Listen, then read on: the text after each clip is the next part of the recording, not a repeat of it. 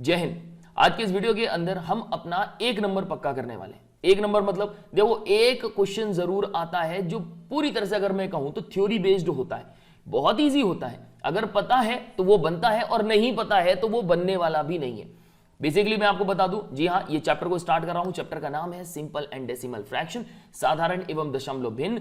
ये जो simple fractions होते हैं, जो साधारण भिन्न होते हैं, ये कितने तरीके के होते हैं। और अगर हमें बोल दे, जैसे अगर मैं इंग्लिश में अगर मैं बोलूं कि कोई नंबर दे दिया, बताइए नंबर था ये 3, अब बताइए इसका रेसिप्रोकल क्या है। अब अगर हमें पता है कि रेसिप्रोकल क्या होता है तो हम बता देंगे, और रेसिप्रोकल नहीं पता है तो फिर दिक्कत हो गई। मतलब एक नंबर तो हमारे हाथ से चला गया, और इनकेस अगर हमने गलत लगा दिया और नेगेटिव मार्किंग है तो वो 0.33 भी चले जाएंगे। इट मींस जो सिंपल फ्रैक्शन है उसके टाइप्स देखेंगे, डेसिमल फ्रैक्शन है उसके टाइप्स भी देखेंगे। और डेसिमल फ्रैक्शन में हमें क्या लगता है कि जैसे यहां पर लिखा था 0.3 और इसके ऊपर बार लगा था, तो हमने सोचा यार अच्छा पॉइंट को हटा के तो 10 ही आ जाता, तो 3 हम 10 कर लें। तो क्या ये सही है या गलत है, ये भी मैं आपको बताऊंगा। ऐसा पॉसिबल है या नहीं है, कैसे इसको हम ठीक कर सकते हैं, ये सब कुछ इस वीडियो के अंदर। वीडियो के एंड तक बने रहिएगा। तो चलिए स्टार्ट करते हैं। सबसे पहले ये समझने से कि ये फ्रैक्शन जो है ये आ कहां से रहा है। देखो यार, आए दिन आप लोग ना ये एक क्या कहते हैं जिसको खाना नहीं चाहिए, फास्ट फूड की तरह होता है। फास्ट फूड ही है ये, फास्ट फूड ही है। क्या कहते हैं, पिज्जा कहते हैं, है ना। तो अब इस पिज्जा को मैं क्या कर रहा हूं, मैं बराबर बराबर हिस्सों में बांट रहा हूं। टोटल मैंने 8 पार्ट्स में डिवाइड कर दिया इसको बराबर बराबर। ये 1 हो गया, ये 2 हो गया, ये 3 हो गया, ये 4 हो गया, ये 5 हो गया, ये 6 है, ये 7 है और ये 8 है। जीभ लपलपा रही होगी, ठीक है, और मन में कुछ भी आ रहा है उसको छोड़ो, पहले ये देख लो भाई सर्कल के फॉर्म में है और इसको मैंने बराबर बराबर क्या कर दिया है, कट कर दिया है। अब अगर मैं कहता हूं कि ये वाला जो हिस्सा है, ये वाला, ओके, ये वाला हिस्सा इस पूरे हिस्से के कितने का मतलब कितना हिस्सा ये बता रहा है, तो देखो टोटल आप बोलोगे सर ऐसा है कि टोटल 8 है, इसमें से एक हिस्सा ये बता रहा है, तो ये हो जाएगा 1/8। और अगर मैं कहूं कि एक ये हिस्सा मैंने ले लिया और एक हिस्सा और ले लिया, तो ये बताओ ये कितने को डिनोट कर रहा है, तो ये बोलेंगे सर टोटल 8 ही हिस्से थे, अब ये वाले हिस्से हो गए, ये 2 हो गए, तो यहां पर हो जाएगा 2/8। देखो मेरे जवानों, बहुत सिंपल सा फैक्ट, बहुत सिंपल सा तरीका है इसको समझने का। ये भी क्लियर नहीं हो रहा तो सीधा सीधा ये समझ लो कि भाई कोई भी नंबर है, कोई भी नंबर जो P/Q के फॉर्म में है, किस फॉर्म में है, P/Q के फॉर्म में है, वो फ्रैक्शन कहलाएगा। बस ये ध्यान रखना कि Q ना 0 के बराबर नहीं होना चाहिए। Q के किसके बराबर नहीं होना चाहिए, 0 के बराबर नहीं होना चाहिए। कोई भी एक नंबर, जैसे कि अगर मैंने कहा, मैंने लिख लिया 4/7, है ना, ये 4/7 मैंने लिखा, तो ये 4/7 क्या है, एक फ्रैक्शन है जिसके ऊपर वाले को हम क्या कहते हैं, अंश बोलते हैं हिंदी में, इंग्लिश में बोलते हैं हम इसको न्यूमरेटर, और नीचे वाले को जो है क्या बोलते हैं, डिनोमिनेटर, हिंदी में बोलते हैं इसको हर बोलते हैं। ओके, यहां शायद लिखा भी है कि भिन्न का अंश तथा ये हर है, ठीक है। अगर मैं जैसे लिख दूं, मैं 3/5 लिख दूं, तो जो 3 होगा वो अंश हो जाएगा और नीचे वाले को हम क्या कहेंगे, हर कहने वाले हैं। समझ में आ रहा है, कहीं कुछ दिक्कत तो नहीं है, समझ में आ रहा है। वीडियो को लाइक कर दो, शेयर कर दो सबसे पहले तो, और वीडियो के एंड तक बने रहो। और चैनल को अभी तक आपने सब्सक्राइब नहीं किया है, चैनल को सब्सक्राइब कर लो। चैनल कह रहा हूं, तीसरा चैप्टर चल रहा है, ये स्टार्टिंग के 2 चैप्टर कंप्लीट करा चुका हूं। एक भी क्वेश्चन, एक भी टाइप जो है मैंने पिछले दोनों चैप्टर्स में नहीं छोड़ा है। कहीं कोई परेशानी आए पिछले 2 चैप्टर में तो भी बता देना। देखो अब स्टार्ट करते हैं। देखो कि ये फ्रैक्शन जो होते हैं ना, कितने तरीके के होते हैं यार। देखो ये अलग अलग तरीके से कई बार इसको डिवाइड किया जाता है। मैं जैसे कहूं कि मैं अब पढ़ा रहा हूं, अब जितने लोग भी देख रहे हैं वो 2 ही तरीके के होंगे। अगर उनको मैं डिवाइड करना चाहूं, तो इनको मैं क्लासीफाई करना चाहूं तो 2 पार्ट में क्लासीफाई कर सकता हूं। एक काम करते हैं, जेंडर के बेसिस पे हम कर लेते हैं। देखो भाई, ये तो मेल होंगे या तो फीमेल होंगे, ठीक है। और किस बेसिस पे हम कर सकते हैं, हाइट के बेसिस पे कर सकते हैं कि जिसकी हाइट जो है 150 सेंटीमीटर से ज्यादा है और जिसकी 150 सेंटीमीटर से कम है। तो मतलब किसी भी तरीके से अगर मैं क्लासीफाई करना चाहूं तो मैं क्लासीफाई कर सकता हूं, जितने भी कैंडिडेट, स्टूडेंट, जितने भी मेरे जवान देख रहे हैं वो। ऐसे ही अगर मैं भिन्नों को, अगर मैं क्या करना चाहता हूं, क्लासीफाई करना चाहता हूं, डिवाइड करना चाहता हूं, तो 2 पार्ट में डिवाइड कर सकता हूं। किस बेसिस पे, कि जिसके नीचे जो Q वाला जो हिस्सा है, डिवाइड वाला, हर वाला जो हिस्सा है, डिनोमिनेटर या तो 10 या 10 की पावर में हो, या 10 या 10 की पावर में ना हो, तो क्या होगा। तो देखो जिसकी पावर 10, मतलब जो डिवाइड में या डिनोमिनेटर जिसका 10 नहीं होता, ठीक है, जिसका डिनोमिनेटर 10 नहीं होता, उसको हम सिंपल फ्रैक्शन कहते हैं।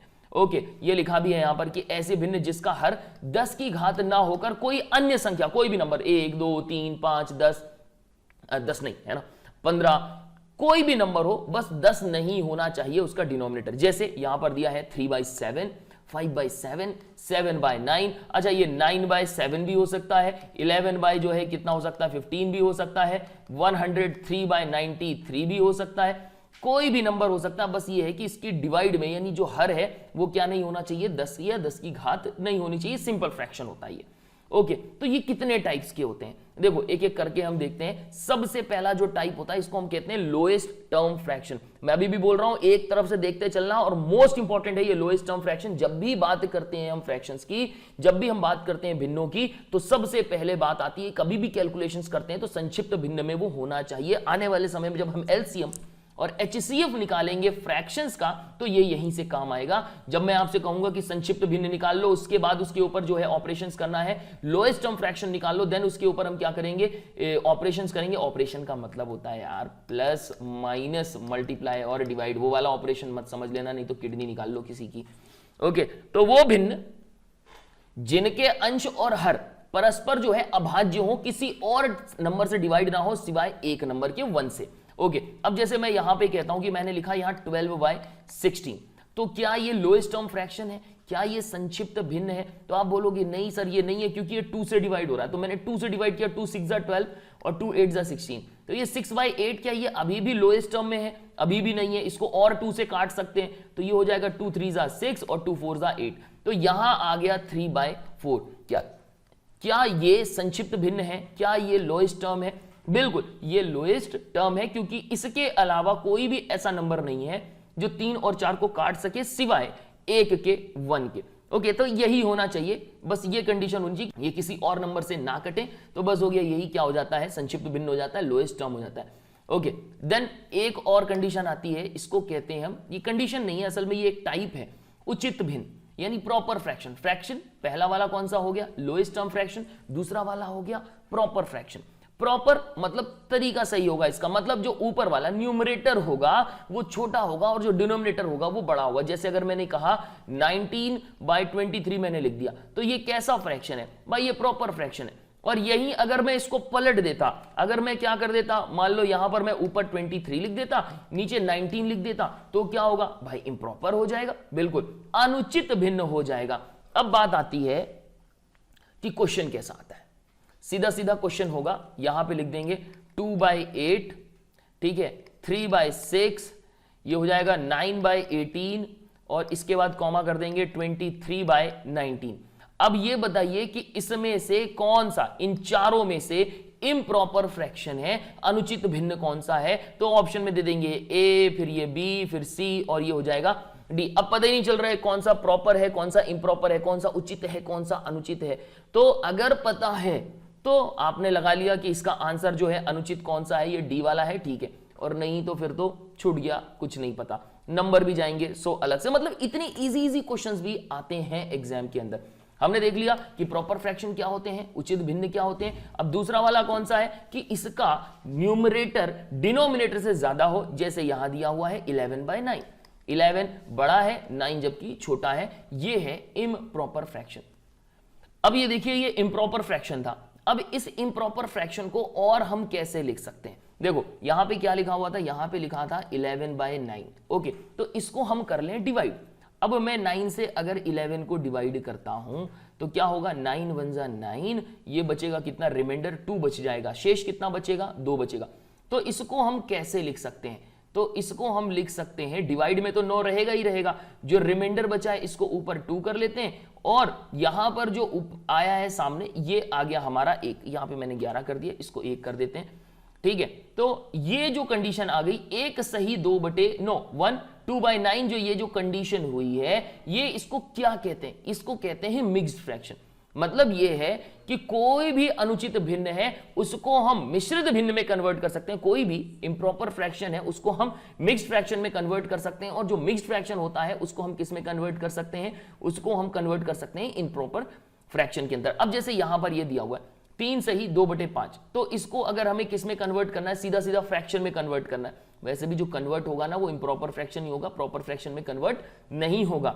ओके, तो ये हो जाएगा 5 का 3 से मल्टीप्लाई करेंगे, 5 3 15, और ऊपर वाले के साथ इसको ऐड कर देंगे, कितना हो जाएगा 5 × 3 और प्लस कितना 2 और डिवाइड में ये 5 तो चल ही रहा है, ये तो चलता ही रहेगा। तो 5 दिए 15, 15 और 2 17, तो 17/5 जो है ये क्या होगा, इसका आंसर होगा। सिंपली ये कहते हैं मिक्स फ्रैक्शन दे देंगे और बोलेंगे इसको इम्प्रॉपर फ्रैक्शन में कन्वर्ट करो। दो ही चीज होती है, या तो हमसे बनेगा या तो नहीं बनेगा। अब ये थ्योरी वाला पार्ट आप सोच रहे होंगे कि क्या सच में ये थ्योरी वाला पार्ट आता है? बिल्कुल आता है, ऐसे ही बोलते हैं, इसी नाम से बोलते हैं। ओके, बोलेंगे कि इम्प्रॉपर फ्रैक्शन को जो है ना किस में कन्वर्ट करो, मिक्स फ्रैक्शन में चेंज करो, यानी अनुचित भिन्न को मिश्रित भिन्न में कन्वर्ट करिए। ये इस तरह के क्वेश्चंस आपको देखने को मिल जाएंगे। अब जैसे यहां पर ये होगा 3 सही 1/4, बहुत आते हैं, बहुत रेयरली आते हैं लेकिन आते हैं। सीधी सी बात है, थ्योरी बेस्ड क्वेश्चंस होते हैं, प्रैक्टिकल बेस्ड क्वेश्चंस नहीं है। जिनको पता है इसका थ्योरी वो बन गया, नहीं तो गया। और मोस्ट इंपॉर्टेंट चीज की ये जो चैप्टर हम कर रहे हैं, इस चैप्टर का नाम जो है, क्या नाम है इस चैप्टर का? Simple and decimal fraction. इससे रिलेटेड एक थ्योरी का क्वेश्चन तो बनता ही बनता है आपके एग्जाम में, किसी भी एग्जाम में देख लो। एसएससी के अंदर आप देख लो, आप एमपीएसआई के अंदर देख लो, या दिल्ली पुलिस के अंदर देख लो, मतलब आपको एक क्वेश्चन इससे रिलेटेड देखने को मिल जाएगा। ओवरऑल 3 क्वेश्चन तो आते ही आते हैं। कहां तक हो गया हमारा? मिक्स फ्रैक्शन हो गया। अब बात करते हैं व्युत्क्रम भिन्न की। एक नंबर मैंने दे दिया, मैंने नंबर दिया आपको कितना 1/3 या मैं कहूं 11/3, और मैं आपसे बोल रहा हूं कि इसका व्युत्क्रम बताएं। ठीक है, इसका व्युत्क्रम बताएं। तो आप क्या करेंगे? ऑप्शन में क्या देते हैं? ऑप्शन में देते हैं 11/3, ये ए हो जाएगा, 3/11, 1/3 और 11/1। अब ये बताइए कि इसका व्युत्क्रम क्या है। अब देखिए, अगर आपको पता है कि व्युत्क्रम का मतलब क्या है, इनवर्स का मतलब क्या है, तो आपने निकाल लिया। और अगर नहीं पता है, ये रेसिप्रोकल, हाँ इसको एक और नाम से बोलते हैं, रेसिप्रोकल भी बोल देते हैं इसका, कि रेसिप्रोकल निकालिए। अब जैसे यहां दिया हुआ था क्या 11/3 दिया था, इसका रेसिप्रोकल मतलब जस्ट उसको 1 से डिवाइड करना है, पूरे को 1 से डिवाइड करना है, और जो नंबर हो जाएगा वो क्या हो जाएगा? 3/11 हो जाएगा। इस तरीके से नहीं समझ में आया कैसे निकाला? चलो मैं बता रहा हूं। सबसे पहली चीज तो इसका बेसिक, व्युत्क्रम क्या होता है, इनवर्स क्या होता है। कोई भी नंबर दिया हुआ है, कोई भी नंबर, कोई भी फ्रैक्शन अगर दिया है और दिया हुआ है 3/7 इस फॉर्म में किसी भी तरीके से, तो इसको क्या बोलेगा वो कि भाई इसका व्युत्क्रम निकालिए। तो नीचे वाली संख्या ऊपर हो जाती है और ऊपर वाली संख्या नीचे हो जाती है, यानी जो न्यूमरेटर होता है उसकी जगह डिनोमिनेटर आ जाता है, और जो डिनोमिनेटर होता है उसकी जगह न्यूमरेटर आ जाता है। अब मान लीजिए कोई नंबर ही था, सिर्फ मान लो 4 ही था, तो अब इसका अगर ये व्युत्क्रम बोलता है, तो देखो कोई भी नंबर जो होता है ना उसके नीचे अगर कुछ नहीं है तो क्या माना जाता है? उसके नीचे क्या है? 1 है। तो इसका इनवर्स निकालना है। इसका मतलब क्या है? 1 जो डिनोमिनेटर में है ये ऊपर, और जो न्यूमरेटर में है ये नीचे। ये हो गया हमारा आंसर।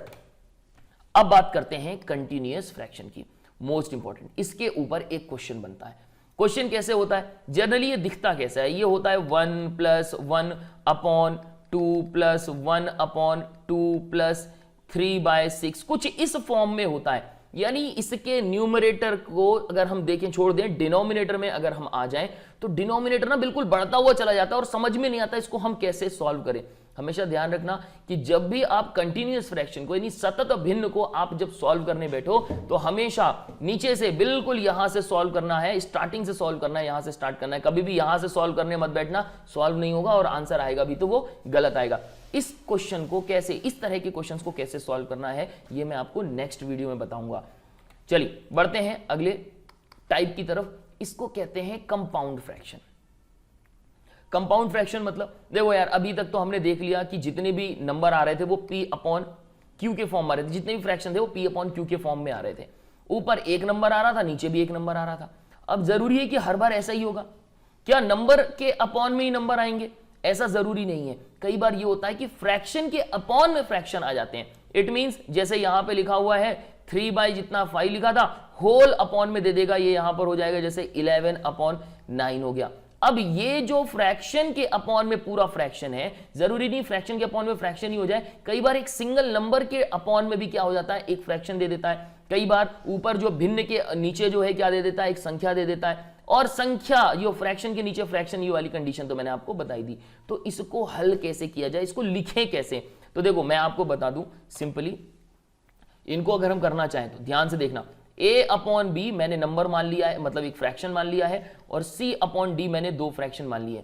जब भी इस तरह की कंडीशन आए, आपको कुछ नहीं करना है। सबसे पहले तो A/B को वैसे लिख लो जैसा है, और मल्टीप्लाई कर दो, और ये जो नीचे वाली संख्या है ना ये d आ जाएगा ऊपर और नीचे आ जाएगा c, तो सिंपली हो जाएगा a multiply by D upon b multiply by c। समझ में आ रहा है ना कि ये कैसे कन्वर्ट हो जाएगा, ऐसे कन्वर्ट हो जाएगा। क्या आपने ऐसे पहले कभी देखा है?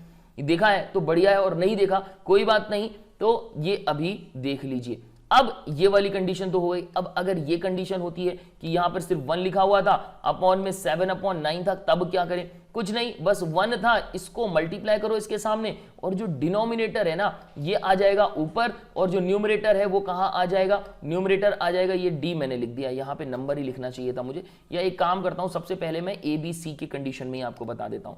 मान लेते हैं कि यहां पर a मान लिया, होल अपॉन में नीचे दिया है b अपॉन c, तो क्या करेंगे? a का मल्टीप्लाई करेंगे, और जो c है जो डिनोमिनेटर में ये आ जाएगा ऊपर और नीचे आ जाएगा b। सिंपली हम लिख सकते हैं a multiply by c upon b। समझ में आ रहा है? अब ये वाला जो है 1/7/9 वाली जो कंडीशन है यहां पे अप्लाई हो सकती है। 1 इंटू ये 1 a की जगह पर था, और ये जो 9 है जो नीचे है ये आ जाएगा ऊपर, नीचे आ जाएगा 7, मल्टीप्लाई करेंगे 9 का 1 से तो हो जाएगा 9 ही, और 9/7 इज द करेक्ट आंसर। अब अगर ये हो जाए 11/9 होल अपॉन में अगर 13 हो जाए तब क्या करें? कुछ नहीं, बस इस पूरे के पूरे फ्रैक्शन को ऐसे का ऐसा ही लिख दो। अब देखो 13 के नीचे तो कुछ था नहीं, हमें भी पता है, तो लेकिन नंबर तो चाहिए होगा ना। 13 के नीचे कुछ नहीं है मतलब 1 है, तो ये 1 जो होगा ये ऊपर चला जाएगा और ये आ जाएगा नीचे। 11 का 1 से मल्टीप्लीकेशन, 9 का 13 से मल्टीप्लीकेशन करेंगे और ये आपका आंसर आ जाएगा। अच्छा 13 9 जो होता है 117 होता है, मैं लिखा नहीं, 117 लिख देता हूं। ओके 117। ओके एक कंडीशन और ये वाली तो मैं आपको बता ही चुका हूं कि कैसे होने वाला है। इसको कहते हैं कंपाउंड फ्रैक्शन, इसको कहते हैं संयुक्त भिन्न। बढ़ते हैं अगले क्वेश्चन की तरफ। अरे यार ये तो हो गए कंप्लीट अपने, तो चलो एक बार थोड़ा सा रिवाइज कर लेते हैं कि जो सिंपल फ्रैक्शन थे, जो साधारण भिन्न थे, वो कितने प्रकार के होते हैं। तो सबसे पहले को कहते हैं कौन सा? संक्षिप्त भिन्न। दूसरे को कहते हैं अनुचित भिन्न। पहले से देखते हैं, यहां से रुको। सबसे पहला हो गया संक्षिप्त भिन्न, दूसरा हो गया उचित भिन्न, तीसरा हो गया अनुचित भिन्न, चौथा हो गया मिश्रित भिन्न, पांचवा हो गया व्युत्क्रम, और इसके बाद छठवा हो गया कंटिन्यूअस यानी सतत भिन्न, और इसके बाद लास्ट हो गया संयुक्त भिन्न। समझ में आ रहा है? कहीं कोई दिक्कत है कमेंट सेक्शन में जाके मेंशन कर देना कि ये समझ में नहीं आया। और हाँ, वीडियो अगर अच्छी लग रही है, समझ में आ रहा है, कुछ नया सीखा है तो लाइक कर देना, और ज्यादा ज्यादा हो सके तो चैनल को यार शेयर कर दो, इसकी वीडियोस को शेयर कर दो। ओके अब बढ़ते हैं कि ये जो भिन्न होते हैं, ठीक है, इनके हरों के हिसाब से, इनके डिनोमिनेटर्स के बेसिस पे अगर हम डिवाइड करना चाहें तो इनको कितने पार्ट्स में डिवाइड कर सकते हैं। तो देखो यार दो ही तरीके के होंगे, या तो लाइक वाइज होंगे या तो अनलाइक होंगे। यानी फ्रैक्शन जो होंगे या तो लाइक फ्रैक्शंस होंगे या तो अनलाइक फ्रैक्शन होंगे, यानी समान भिन्न होंगे या तो असमान भिन्न होंगे। जैसे अगर मैंने यहां नंबर लिख दिया 1/11, फिर 3/11, फिर लिख दिया मैंने 9/11, तो आप बोलेंगे सर जो इसका डिनोमिनेटर है ये सेम है, देखो 11 11 11, तो ये जो है इनको क्या कहते हैं? समान भिन्न कहते हैं। और जब ये नीचे वाली जो संख्या है ये अलग हो जाए, जैसे यहाँ 17 17 17 ही चल रहा था, तो ये समान भिन्न है। जब इनके नीचे की जो हर है, जो डिनोमिनेटर है, ये अलग अलग हो जाए तो इनको असमान भिन्न कहते हैं। अब इसका इस्तेमाल कहां किया जाता है ये भी हम आगे देखेंगे, एलसीएम एचसीएफ में और क्लियर करेंगे, और यहां पे कैसे एलसीएम के थ्रू हम इसको सॉल्व करेंगे ये भी मैं आपको आने वाले टाइम पर बताऊंगा। अच्छा हाँ, लेकिन एक मैंने आपको वीडियो में ऑलरेडी अपलोड कर चुका हूं जिसमें मैंने बताया है कि किस तरीके से दो भिन्नों को जोड़ा जाता है। स्पेशली मैंने उसमें बताया था कि मिश्रित भिन्न जो होते हैं उनको कैसे जोड़ा जाता है, वो क्लियर किया था। ओके तो उस वीडियो को थोड़ा देख लेना, वैसे डिस्क्रिप्शन में मैं उसकी लिंक डाल दूंगा।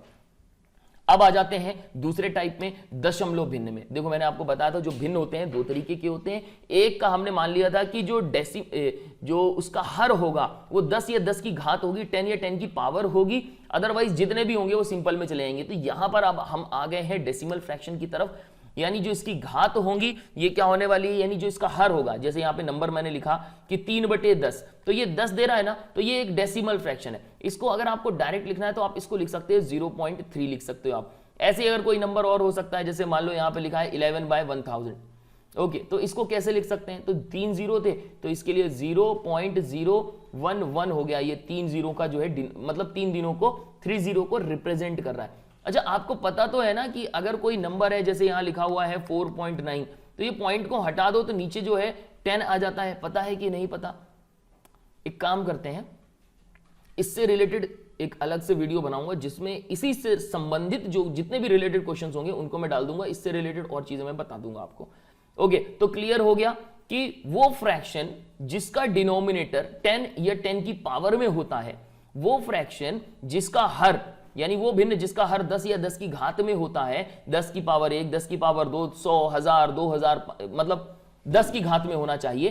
तो 2000, 3000 नहीं, वो तो 2 मल्टीप्लाई में भी है वहां पे, तो दशमलव भिन्न में आएगा, दशमलव संख्या कहलाती है। ये कितने तरीके के होते हैं? तो देखो जनरली ये 2 तरीके के होते हैं। एक रेकरिंग डेसिमल फ्रैक्शन कहलाते हैं, पुनरावृत्त दशमलव भिन्न कहलाते हैं, और दूसरा जो होता है नॉन रिकरिंग होता है। ठीक है, उसमें क्या होगा कि जैसे यहां पे एक संख्या थी, मैंने यहां पे लिखा 2/3। ठीक है, अब मैं इसको क्या कर रहा हूं, 3 से डिवाइड कर रहा हूं, किसको, 2 को। तो यहां पर कितना आएगा? तो आप बोलेंगे सर एक संख्या जो है ना लगातार रिपीट होती जाएगी, 6 6 6 6, तो इसको मैं कैसे लिख सकता हूं? इसको लिख सकता हूं 0.6 के ऊपर बार, यानी एक चिन्ह लगा दूंगा जो ये बताएगा कि ये संख्या बार बार रिपीट हो रही है। तो चलो ठीक है, इसको अगर मैं कन्वर्ट करना चाहूं तो इसमें कन्वर्ट कर सकता हूं। क्या मैं इसको जो संख्या है इसको मैं वापस से क्या मैं भिन्न में बदल सकता हूं? इसके लिए अलग से क्लास होगी, वो भी बता दूंगा। और बस यहां पर ध्यान रखो कि जब भी इस तरह की संख्या के ऊपर बार आता है, बस इसको हटा के इसके नीचे क्या लिखना होता है, 9 लिखना होता है, 10 नहीं करेंगे बिल्कुल भी। ओके ठीक है, इसके बारे में बाद में बात करेंगे। यहां पर मैं आपको बता दूं कि ये जो दशमलव भिन्न है इसका मतलब क्या है। जब भी दशमलव के बाद कोई संख्या बार बार लगातार रिपीट होती है तो ऐसी संख्याओं को हम क्या बोलते हैं, ऐसे दशमलव भिन्नों को हम क्या बोलते हैं, रिकरिंग डेसिमल फ्रैक्शन बोलते हैं। लेकिन कई बार ये होता है कि ये भी 2 तरीके की होती हैं कि कोई एक ही संख्या है जो पूरी तरह से रिपीट हो रही है, और कई बार ये होता है कि उसकी कोई एक संख्या, जैसे यहां लिखा था 3.223, इसमें कोई एक ही संख्या थी जो क्या हो रही थी, बाद में रिपीट होने लगी, और बाद में स्टार्टिंग की जो 2 संख्याएं थी रिपीट नहीं हो रही थी। तो ये जो होती हैं क्या कहलाती हैं, मिश्रित पुनरावृत्त दशमलव भिन्न कहलाती है, मिक्स्ड रिकरिंग डेसिमल फ्रैक्शन कहलाती है। नाम याद रखने की जरूरत नहीं है, यहां पर ये आपसे इतना डिटेल में नहीं पूछता है। जो सिर्फ पूछता है वो आपसे ये पूछता है कि अगर कोई संख्या ऐसी लिखी है तो उसको आप भिन्न में यानी प्रॉपर फ्रैक्शन में कैसे कन्वर्ट करोगे। तो ये मैं आपको नेक्स्ट वीडियो में बताने वाला हूं। ठीक है, आशा करता हूं कि आपको वीडियो पसंद आई होगी। समझ में नहीं आ रहा कमेंट सेक्शन में जाके मेंशन कर देना, और चैनल को अभी तक आपने सब्सक्राइब नहीं किया, चैनल को सब्सक्राइब जरूर कर लीजिए। तो मैं इस वीडियो को यहीं एंड करता हूं। गुड डे, गुड बाय, जय हिंद।